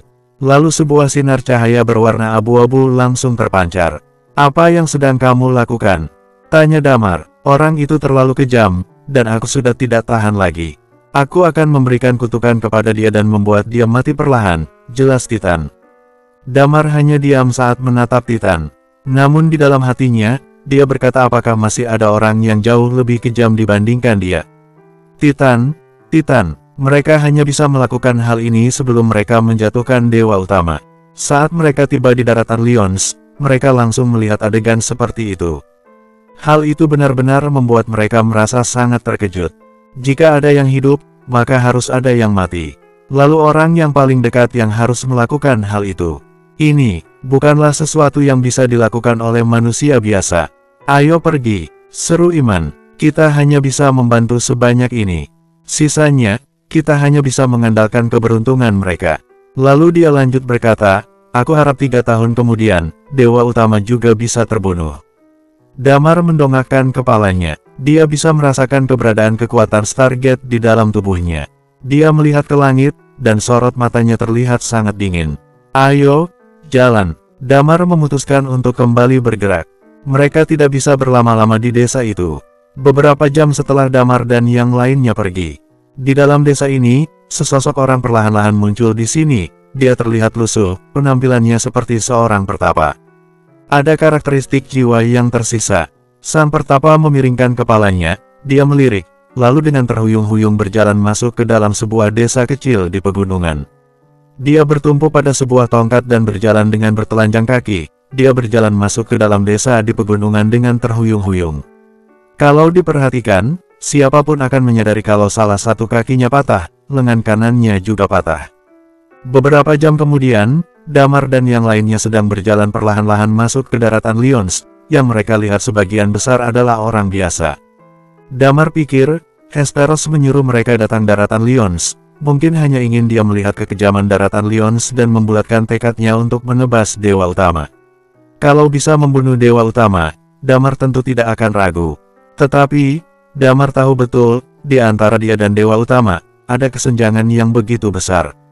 Ini bukan sesuatu yang dapat ditingkatkan dalam waktu 3 tahun, kalau dia diberikan waktu 300 tahun, mungkin dalam waktu 30 tahun dia akan memiliki kesempatan. Tapi sekarang, dia tahu betul dirinya tidak mungkin bisa. 3 tahun, sangat-sangat kurang. Dia berharap Hesperos akan memenangkan perang itu, tetapi dia tidak memiliki tekad untuk melawan dewa utama menggantikan Hesperos. Ini berbeda dengan saat dulu dia melindungi bumi, karena dia tidak memiliki perasaan yang terikat dengan dunia ini. Sewaktu dia melindungi bumi, sejak awal dia sudah membulatkan tekadnya untuk berjuang dalam perang menggantikan Iman. Kali ini, mungkin karena dia merasakan perbedaan yang sangat besar atau karena alasan lain, dia tidak memiliki tekad seperti itu. Akan tetapi, ketika melihat daratan Lyons di dunia ini, di dalam hatinya justru ada perasaan tertekan yang membuatnya merasa sedikit tidak nyaman. Kalian, apakah kalian datang dari luar daratan Lyons? Tepat pada saat ini, di jalanan di depan mereka, di belakang sebuah pohon, seorang anak kecil yang tampaknya berusia sekitar 7-8 tahun menjulurkan kepalanya mungilnya, memperhatikan Damar dan yang lainnya dengan gugup. Di dalam matanya terlihat rasa penasaran, juga sedikit berharap. Damar dan yang lainnya melirik anak kecil ini. Thalia tidak menunjukkan kewaspadaan sedikit pun di wajahnya. Dia segera berjalan ke arah anak kecil itu. Namun, tepat pada saat ini, anak kecil itu buru-buru melangkah mundur beberapa langkah, sambil menatap dengan waspada ke arah mereka. Bersambung 2113. Thalia terkejut, lalu seulas senyum muncul di wajahnya. Dia mengeluarkan makanan ringan yang terbuat dari daging dari dalam tas ranselnya, kemudian berkata, "Kami bukan orang jahat. Kamu mau makan ini?" Anak kecil itu menelan ludah, kemudian menganggukkan kepala. "Kalau begitu, kemarilah. Kakak ingin menanyakan beberapa pertanyaan kepadamu. Setelah aku selesai bertanya, baru kamu boleh makan ini," ucap Thalia. Anak kecil itu tampak ragu-ragu untuk waktu yang lama, tetapi pada akhirnya dia tidak dapat menahan godaan makanan ringan itu, lalu berjalan selangkah demi selangkah mendekati Thalia. Thalia berjongkok dan berkata sambil tersenyum, "Bagaimana kamu tahu kalau kami datang dari luar daratan Lyons?" "Karena pakaian kalian sangat bersih, tidak mungkin ada orang yang seperti kalian di daratan Lyons," jawab anak kecil itu dengan sorot mata berapi-api menatap makanan ringan di tangan Thalia. Thalia terdiam sejenak, lalu bergumam, "Benarkah?" "Ya," anak kecil itu menganggukkan kepala, harapan di dalam matanya terlihat meningkat. Thalia terdiam sejenak, lalu berkata, "Lalu, apakah kamu tahu tempat apa yang terdekat dari kota ini?" Anak kecil itu sekali lagi mengangguk, kemudian dia menuju ke satu arah. "Keluarga kamu tinggal di mana?"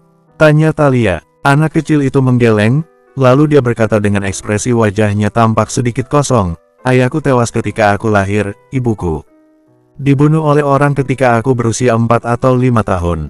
Damar tercengang, dia menatap anak kecil itu sambil berkata, "Kalau begitu, bagaimana kamu menjalani hidup sehari-hari?" Anak kecil itu menunjuk ke suatu tempat yang tidak jauh dari sana. Damar menatap ke tempat yang ditunjuk anak tersebut, dia menyadari bahwa di sana ada sebuah tas yang sangat kecil dengan beberapa barang di dalamnya. Barang-barang ini bisa dibawa ke kota untuk dijual. Anak kecil itu melanjutkan, "Uang hasil penjualan akan diserahkan setengahnya, lalu sisanya bisa untuk membeli makanan." Lilia berseru, "Ini pasti adalah bahan untuk ramuan obat. Apakah barang-barang ini mudah ditemukan?" tanya Damar. Anak kecil tersebut menggelengkan kepala dan menjawab, "Kalau keberuntunganku bagus, mudah ditemukan, tetapi bagaimana kalau kurang beruntung dan tidak bisa menemukannya selama beberapa hari? Ya, aku harus hidup seadanya saja. Hari ini, keberuntunganku cukup bagus, aku bisa menemukan selusin bahan obat." Dia berkata seperti itu dengan senyum yang muncul di wajahnya, kemudian kembali menatap Damar dan teman-temannya dengan tatapan waspada. "Jangan khawatir," Thalia menyahut, "kami tidak akan merebut barang-barangmu." "Oh iya, apakah kamu juga tinggal di kota?" Anak kecil itu menganggukkan kepala, lalu menyahut, "Aku tinggal di dalam sebuah pekarangan." "Pekarangan apa?" tanya Thalia. "Itu adalah sebuah pekarangan yang luas, ada banyak sekali anak-anak sepertiku. Kami memetik bahan-bahan obat untuk ditukar dengan uang, lalu memberikannya kepada nenek untuk dibelikan makanan," jelas anak kecil tersebut. Melihat penampilan anak kecil itu, dalam hati, Damar dan yang lainnya merasa kasihan. Thalia membuka tas ranselnya, di dalamnya ada paha ayam rebus siap santap dari bumi. Sisa ayam yang dia miliki tidak banyak, biasanya dia sangat berhemat, kalau bisa dia tidak akan memakannya. Anak kecil itu mengendus, kemudian menjilat sedikit paha ayam itu, wajahnya menunjukkan ekspresi bahagia. "Makanlah," Thalia bertanya, "jadi, apakah tempat ini jauh dari kota?" "Sepertinya tidak jauh," anak kecil menjawab, "kamu tinggal belok di lereng gunung di depan, dan kamu dapat melihatnya." Dia berkata sambil tersenyum dan menunjuk ke lereng gunung di kejauhan. "Kalau begitu, bagaimana kalau kamu membawa kami pergi ke kota bersamamu? Nanti aku akan memberi makanan lagi untukmu," ucap Thalia. "Oke, boleh," sahut anak kecil itu dengan penuh semangat. Kemudian, dia segera berlari, mengikat tas kecilnya, lalu membawanya di pundaknya. Bahan-bahan obat di dalam tas itu tidak ringan, tampaknya cukup berat untuk punggung anak sekecil ini. Kalau kamu tidak takut kami membawa pergi tasmu, kami bisa membantumu membawakannya, ucap Damar sambil tersenyum ringan. Anak kecil itu ragu-ragu sejenak, kemudian menyerahkan tas itu kepada Damar. Barang-barang itu beratnya sekitar 5 kg, sepertinya itu adalah akar pohon yang memiliki khasiat tertentu. Damar membawa barang-barang, sedangkan anak kecil itu memimpin jalan di depan mereka.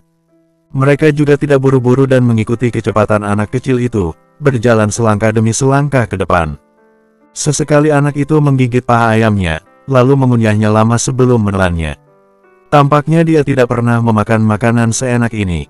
Setelah makan setengah, dia membungkus sisanya dengan kain dan memasukkannya ke dalam tas, kemudian menyimpannya dengan hati-hati. Tidak lama kemudian, rombongan tersebut sampai di depan sebuah gunung. Baru saja mereka sampai di kaki gunung, alis Damar berkerut, dia dapat merasakan ada banyak aura yang tersembunyi di dekat sini. Anak kecil itu sepertinya tidak menyadarinya, dia terus berjalan maju memimpin Damar dan teman-temannya. Tepat pada saat ini, 20-30 orang bergegas keluar dari balik bebatuan dan pepohonan, mengepung Damar dan yang lainnya. Sepertinya mereka orang-orang biasa. Salah seorang di antara mereka tertawa keras sambil berkata, gadis kecil itu melakukan tugasnya dengan baik. Pada saat yang sama ketika orang-orang itu mengepung Damar, seseorang berjalan mendekat dan menggendong anak kecil itu. Melihat hal ini, Thalia mengerutkan alis dan berkata, turunkan dia. Namun, tepat pada saat ini, orang yang menggendong anak kecil itu berkata kepada anak kecil itu, kerja bagus, gadis kecil. Begitu mendengar kata-kata ini, sorot mata mereka bertujuh berubah muram, termasuk Damar. Apa maksudnya? Tanya Thalia sambil menatap anak kecil itu. Pada saat ini, anak kecil itu tersenyum tipis dan menyahut, terima kasih atas kebaikan tante, namun aku memberi pelajaran pertama kepadamu, di daratan Lyons. Tidak ada orang baik, tidak peduli itu orang dewasa ataupun anak kecil. Anak itu berbicara dengan senyum tulus di wajahnya.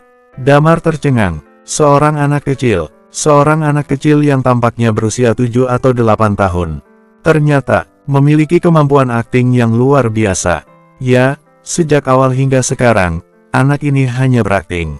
Termasuk saat sebelum mereka dikepung, Damar tidak pernah memikirkan kemungkinan kalau mereka sengaja dipancing oleh anak kecil ini. Akting anak ini terlalu realistis, ditambah lagi umurnya yang masih sangat muda. Damar dan yang lainnya sama sekali tidak banyak berpikir, dalam hati mereka hanya merasa kasihan, bahkan Damar sedang mempertimbangkan apakah dia akan membawa anak ini bersamanya. Sekarang, kenyataan memberitahunya, bahwa semua itu hanyalah sandiwara, semua yang dilakukan anak kecil ini bertujuan untuk memancing mereka datang ke tempat ini. Di daratan Lyons, tidak ada orang baik, entah itu orang dewasa atau anak kecil. Melihat anak kecil yang memegang paha ayam itu, kesedihan di dalam hati Damar semakin mendalam. Dapat dikatakan untuk pertama kalinya, ketika melihat kejadian ini, hanya ada kesedihan di hati Damar. Sebelumnya, ketika dia melihat orang-orang ada yang hidup dan ada yang mati dalam pertarungan, dalam hati Damar, ada kemarahan dan keinginan untuk membunuh dewa utama. Anak kecil ini benar-benar masih anak kecil, Thalia diam-diam sudah mengeceknya, anak itu tidak lebih tua dari 10 tahun. Anak kecil berusia 10 tahun di bumi bisa dikatakan bebas dari segala macam kecemasan, tetapi di dunia ini, anak itu sudah belajar untuk berpura-pura, belajar bagaimana cara untuk bertahan hidup. Ini adalah pemandangan yang sangat menyedihkan. Selama ini, dia mungkin menghabiskan hari-harinya seperti ini, menipu orang lain. Kalau suatu hari di masa depan, dia bertemu dengan para pembunuh yang tidak bisa ditipu, dia akan dibunuh. Thalia menatap anak kecil itu, dia jelas-jelas juga memikirkan hal ini, kantong mata anak itu tampak sembab. Bukan orang-orang ini yang memilih jalan hidup seperti ini, tapi sosok yang mengatur daratan Lyons ini, dewa utama. Bersambung 2114. Setelah itu, dia mendongak menatap langit seraya berkata, Dewa utama, sebenarnya apa yang ingin kamu lakukan di dunia ini? Semua makhluk hidup menderita, apakah ini kehidupan yang kamu inginkan? Begitu orang-orang itu melihat Damar dan teman-temannya yang sama sekali tidak terlihat panik, mereka pun jadi ragu-ragu. Sekelompok orang ini, kekuatannya tidak terlalu hebat. Orang dengan kekuatan yang paling kuat kira-kira level kekuatannya hanya berada di tingkat puncak. Pada saat ini, seseorang berkata, kami tidak ingin membunuh orang. Serahkan semua barang berharga, makanan, semua barang milik kalian kepada kami, lalu kami akan melepaskan kalian hidup-hidup. Damar melihat bahwa mereka tidak datang dengan kebencian, benar-benar berbeda dengan para pencuri yang dia temui sebelumnya. Orang-orang ini benar-benar terpaksa melakukan ini demi hidup. Mereka tampaknya juga bukan pembunuh. Damar menghela napas panjang, lalu dia menggelengkan kepala dan berkata, kalian bukan tandingan kami. Sambil berkata begitu, aura di tubuhnya tiba-tiba menyebar. Melihat aura yang meningkat di tubuh Damar, ekspresi wajah selusin orang itu juga seketika berubah panik. Kamu punya Ci. Raut wajah orang yang memimpin kelompok itu berubah. Kemudian dia berkata sambil tersenyum getir, pada akhirnya. Keadaan kita berbalik, iya. Keputusasaan muncul di wajah mereka semua, akan tetapi di bawah keputusasaan ini, Damar justru merasa lega. Damar menatap ke arah anak kecil yang membawa mereka ke sini. Anak kecil itu menatap Damar dan yang lainnya. Ekspresi wajah anak kecil itu tampak tenang. Sepertinya sekelompok orang ini siap mati kapan saja. Atau bisa dikatakan, kematian bagi mereka adalah sesuatu yang melegakan. Kalian punya tangan dan kaki, kalian bisa berburu untuk bertahan hidup. Kenapa? Lilia buka suara. Berburu untuk bertahan hidup. Ahli bela diri tingkat puncak itu tersenyum getir dan melanjutkan, binatang buas di dunia ini tidak bisa kami kalahkan, bagaimana bisa dimakan? Kalau ingin bunuh kami, bunuh saja. Aku tahu tindakan kami ini cepat atau lambat akan menemui situasi seperti ini. Sejak awal aku sudah mempersiapkan diri untuk mati. Kamu kira kami tidak berani membunuhmu? Tanya Titan dengan wajah muram. Damar mengangkat tangannya, lalu dia menatap anak kecil itu dan bertanya, siapa namamu? Tepat ketika Damar dan yang lainnya sampai daratan Lyons, ketika mereka merasakan sesuatu tentang daratan Lyons, di bagian lain dari daratan Lyons, ada dua sosok yang sedang berdiri di depan istana yang memancarkan aura yang megah. Aura megah dari istana ini sangat jarang terlihat di daerah daratan Lyons. Ini melambangkan otoritas tertinggi di daratan Lyons, pemerintah di daratan Lyons. Pemerintahan ini berada tepat di bawah Istana Langit, bertugas untuk menjaga situasi di daratan Lyons ini.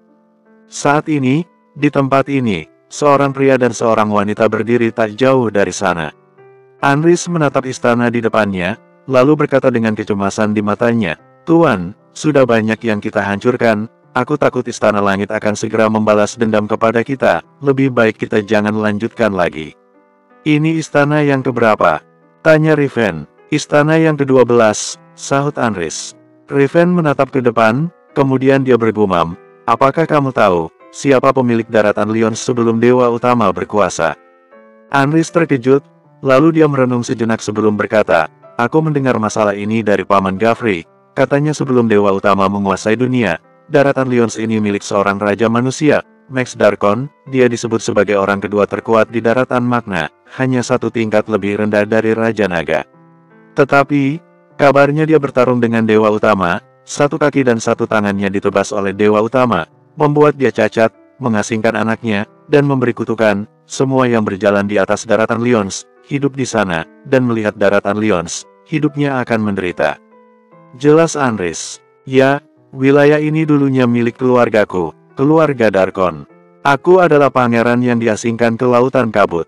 Riven melanjutkan, aku kembali ke daratan Lyons untuk merebut kembali semuanya. Anris sama sekali tidak terlihat terkejut, dia sudah memikirkan banyak kemungkinan sepanjang perjalanan ke sini. Riven berkata, maka dari itu, menyingkirlah, aku akan membantai siapapun yang membuat daratan Lyons ini menjadi neraka dunia. Nging, selama mereka berbicara, dari tubuhnya seolah ada banyak benda berterbangan keluar, kemudian benda-benda itu berubah menjadi sebilah pedang. Pedang-pedang itu melayang ke atas langit, tebal dan tak terhitung banyaknya, menutupi langit dan matahari. Siapa yang datang? Suara raungan marah terdengar. Pada saat yang sama, satu demi satu siluet orang melayang keluar dari dalam istana di depan sana. Seorang ahli bela diri tingkat dewa bertanya dengan ekspresi terkejut di matanya, siapa kamu sebenarnya? Apakah kamu tahu ada di tempat apa kita sekarang? Kamu berani menantang otoritas Dewa Utama? Dewa Utama, Riven berkata dengan acuh tak acuh, aku tidak sabar untuk memakan dagingnya, meminum darahnya, menguliti dia, dan menghisap jiwanya. Ekspresi wajah Riven terlihat sangat tenang, dia menatap orang di depannya dan melanjutkan dengan santai, kalian para anjing bawahan Dewa Utama, Sebelum kalian mati, ingatlah namaku. Aku adalah Raven Darkon, putra Max Darkon, Raja Manusia Daratan Lions. Raven, orang itu terkejut hingga kehilangan suaranya. Wush! Detik berikutnya, hujan pedang memenuhi langit. Seluruh istana dalam waktu singkat dihujani pedang, dan orang-orang di dalamnya berjatuhan dalam genangan darah. Istana ke-12 tumbang, ayo lanjut jalan. Raven berkata kepada Anris, ke daerah selanjutnya. Dia balik badan, pedang-pedang itu melayang terbang dari atas tanah, lalu perlahan-lahan masuk ke dalam tubuh Raven. Tubuhnya seakan merupakan kotak penyimpanan pedang yang tak terbatas. Di sisi lain, Damar menatap anak kecil itu. Anak kecil itu tercengang, dia tercengang menatap Damar. Siapa namamu? Tanya Damar. Aku. Anak itu menjawab, aku tidak punya nama, mereka. Semuanya memanggilku gadis kecil. Damar menatap anak itu, kemudian menarik napas dalam-dalam dan berkata, teruslah hidup, kamu harus melanjutkan hidupmu. Tunggulah beberapa tahun lagi, dan kamu tidak perlu lagi menjalani hidup seperti ini. Saat itu, tidak akan lama, gadis kecil itu tampaknya tidak mengerti maksud kata-kata Damar. Damar tidak terlalu lama tinggal di sana, dia diam-diam mengingat anak itu. Kemudian dia menatap ke arah orang di sebelahnya dan bertanya, kemana arah menuju kota? Orang itu tidak berani membantah, dia menunjuk ke arah lain. Ini adalah arah yang benar-benar berlawanan dengan arah yang ditunjukkan anak kecil itu. Ayo, pergi, seru Damar. Talia menarik napas dalam-dalam, dia menatap anak kecil itu, kemudian berbalik dalam diam dan mengikuti di belakang Damar dan yang lainnya. Kalian tidak akan membunuh kami? Tanya orang itu. Tidak ada orang baik di daratan Lions, tapi kami bukan asli dari sini. Damar menjelaskan, karena dunia ini adalah dunia yang buruk, kalian bukan orang yang benar-benar jahat, jadi kami tidak perlu membunuh kalian, kalian hanya melakukan ini untuk bertahan hidup. Ya, orang-orang ini hanyalah orang-orang yang tidak beruntung yang hidup dalam masa sulit di daratan Lions. Tindakan mereka memang tidak terpuji, tetapi menurut Damar, mereka melakukannya hanya untuk bertahan hidup. Dan sejak awal, ketika mereka memilih untuk menyuruh Damar menyerahkan barang-barangnya dan membiarkan Damar dan teman-temannya tetap hidup, Damar tidak berniat membunuh mereka. Paling tidak, orang-orang ini bukan tipe kelompok yang merampok dan membunuh korbannya. Dalam keadaan seperti ini, seorang anak kecil yang masih sangat belia terpaksa mengambil jalan seperti ini. Bagaimana kalau yang mereka hadapi adalah orang lain, bukan Damar dan teman-temannya? Mungkinkah anak kecil ini akan tetap hidup? Ini adalah dunia yang penuh darah, membuat perasaan frustrasi muncul di dalam hati Damar dan yang lainnya. Mereka tidak bisa tinggal diam. Bersambung 2115. Tante, Om, belum lama mereka berjalan pergi, sebuah suara terdengar. Paha ayamnya sangat enak, terima kasih. Talia berbalik dan memandang anak kecil itu, kemudian dia menyahut, gadis kecil, jalani hidupmu dengan baik. Beberapa tahun lagi, kamu tidak perlu hidup seperti ini lagi. Orang-orang ini jelas tidak mengerti ucapan Damar. Setelah mereka berjalan cukup jauh, Yani bertanya, apakah kalian yakin? Damar menjawab dengan senyum getir di wajahnya, bukankah ini tujuan Hesperos dan Fedra menyuruh kita datang ke daratan Lions? Dia tahu sifat kita seperti apa, dia tahu kalau kita pasti tidak akan tenang setelah melihat penderitaan orang-orang ini. Iman juga mengangguk, lalu menyahut, jika tadinya pertarungan antara kita dan Dewa Utama adalah pilihan terakhir, karena kita hanya memikirkan cara untuk kembali, maka setelah mengalami dua kejadian di daratan Lions ini, yang aku inginkan hanya menebas kepala Dewa Utama. Jangankan kalian, Titan ikut bersuara, aku melihatnya saja sudah merasa marah. Sialan, di dunia ini ternyata ada orang yang lebih kejam daripada aku, bajingan ini membuat orang kesal saja. Damar menarik napas dalam, lalu berkata, aku tidak tahu apa yang kalian pikirkan. Intinya, setelah 3 tahun, walaupun tetua Hesperos tidak bisa membunuh Dewa Utama, aku akan mengambil tanggung jawabnya, cepat atau lambat, aku akan menghancurkan Istana Langit. Lilia tersenyum tipis dan berkata, apa yang kamu lakukan, akan aku lakukan. Talia tersenyum mengejek dan berkata, satu-satunya hal yang aku tidak mengerti, kenapa dia ingin membuat peraturan kejam seperti itu di dunia ini. Demi memenuhi sifat kejamnya, karena tidak ada yang bisa membantahnya, jadi dia bisa melakukan apapun yang dia inginkan. Iman menyeringai sinis dan menyahut, siapa yang tahu pikiran orang seperti itu? Dia adalah penguasa yang sebenarnya di dunia ini, dia bisa mengatur dunia ini sesuai keinginannya. Dia bisa mengubah dunia ini menjadi seperti apa yang dia inginkan. Dia juga bisa membuat aturan. Semua orang hanyalah pion yang dia kendalikan. Dan mungkin hanya alat untuk dia bersenang-senang. Mereka mengatakan, ketika pertama kali mereka memasuki daratan Lyons, mereka sudah membulatkan tekad. Entah itu ingin kembali pulang, atau menghentikan semua yang terjadi saat ini. Mereka berjalan di sepanjang jalanan itu. Setelah beberapa jam berlalu, sebuah kota muncul di hadapan mereka. Dilihat dari kejauhan, kota ini tidak terlalu besar, semua rumah juga tidak terlalu tinggi, sedikit mirip dengan bangunan di bumi pada tahun 1970 sampai 1980. Kota itu tidak memiliki gerbang kota, ada beberapa jalanan yang tampaknya tidak terlalu bagus, sesekali ada mobil yang melintas di jalanan itu. Ketika mobil-mobil itu melewati Damar dan teman-temannya, mereka akan menatap Damar dan yang lainnya dengan tatapan yang sedikit aneh.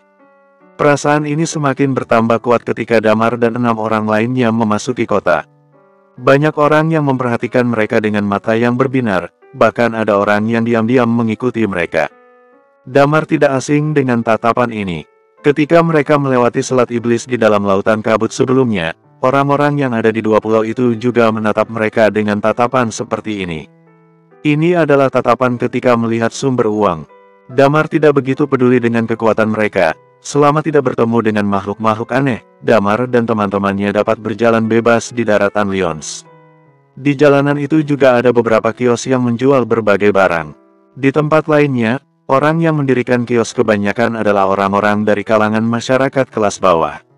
Namun, di kota ini berbeda, orang yang mendirikan kios tidak ada yang lebih rendah dari Immortal Undying Flame. Termasuk orang-orang yang membuka kios makanan. Semuanya adalah pemilik kekuatan di tahap penyelesaian. Tampaknya, tidak mungkin membuka kios dan berjualan di sini jika tidak memiliki kekuatan. Bisa-bisa tokonya habis dijarah. Tentu saja, ini adalah hal yang paling aneh. Sebagai sebuah kota, kota ini tidak memiliki suasana sejahtera, karena dengan adanya beberapa kios, kota yang tidak termasuk kota besar ini dipenuhi dengan asap. Akan tetapi, seluruh kota justru sangat sunyi. Selain mobil yang sesekali melintas di jalan raya dan membuat sedikit kebisingan, sisanya hampir tidak ada suara apapun. Bahkan jika ada 2-3 orang yang berjalan bersama, suara mereka ketika berbicara satu sama lain terdengar sangat kecil. Adapun yang lainnya, bahkan di antara dua pedagang sama sekali tidak ada komunikasi apapun. Semua orang menatap ke arah lainnya dengan tatapan waspada dan penuh perhitungan. Orang-orang yang sedang makan di kios pinggir jalan juga tidak bersuara sedikit pun. Damar melewati sebuah warung makan. Ada banyak orang yang makan di dalam warung makan itu, tetapi mereka tidak saling mengobrol, hanya ada suara sumpit dan mangkuk yang terus berdenting. Benar-benar suram sekali. Talia menelan ludah dan berkata, sebuah tempat dengan banyak orang yang berlalu lalang, tapi begitu sunyi sepi. Memang, sangat aneh. Lilia menarik napas dalam-dalam. Karena kita sudah ada di sini, mari menghabiskan waktu dengan baik. Pada saat ini, Iman berkata dengan tenang, karena Hesperos dan Phaedra mengatakan kalau kita punya kesempatan untuk datang ke daratan Lyons, maka kita harus memanfaatkannya dengan baik. Damar, ketika nanti kamu sudah cara, gunakan kekuatan jiwa untuk mengendalikan seseorang dan tanyakan tentang beberapa tempat aneh di daratan Lyons ini padanya. Kita pasti akan menemukan 1 atau 2 tempat seperti itu untuk meningkatkan kemampuan bela diri kita. Damar menganggukkan kepala, dia menatap warung mie dan nasi di depannya, dia mengerutkan bibir, lalu berjalan masuk dan mencari tempat duduk, kemudian duduk di sana. 7 orang itu duduk dengan tenang, mereka sama sekali tidak memedulikan tatapan begitu banyak orang yang memperhatikan mereka. Ketika melihat kedatangan Damar, pemilik warung mie dan nasi tersebut menyipitkan mata, kemudian berkata, mau pesan mie apa? Kami pesan menu yang ada di papan nama warung kalian saja, 7 porsi. Jawab Lilia sambil tersenyum.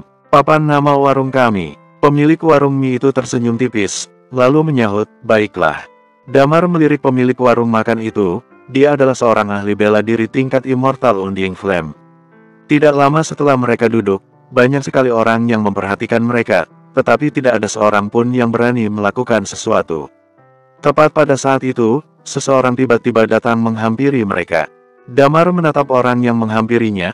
Orang ini terlihat sedikit kurus, kekuatannya kira-kira berada di tingkat Eternal Undying Flame, dia datang ke sisi Damar dan yang lainnya dengan wajah riang, kemudian berkata, "Kalian datang dari luar daratan Lyons, kan? Kalian dari pegunungan Lagiri." Damar menatap orang itu dengan penuh minat, lalu tersenyum tipis dan berkata, "Ya, kami datang dari bawah pegunungan Lagiri, kami orang-orang dari negara Blaze."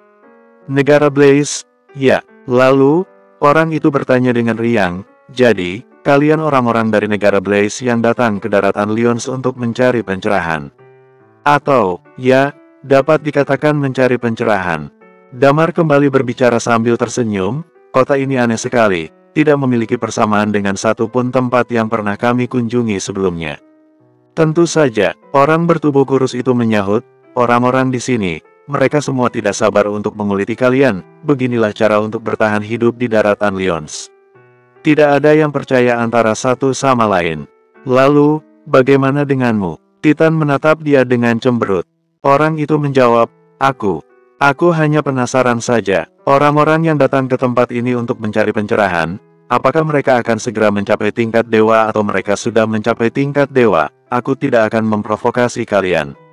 "Kenapa di sini begitu suram?" Wendy tidak dapat menahan diri untuk bertanya. "Suram?" Orang itu tertawa kencang dan menyahut, "Kalau kalian mentraktirku satu mangkuk mie, aku akan memberitahu kalian." Bersambung.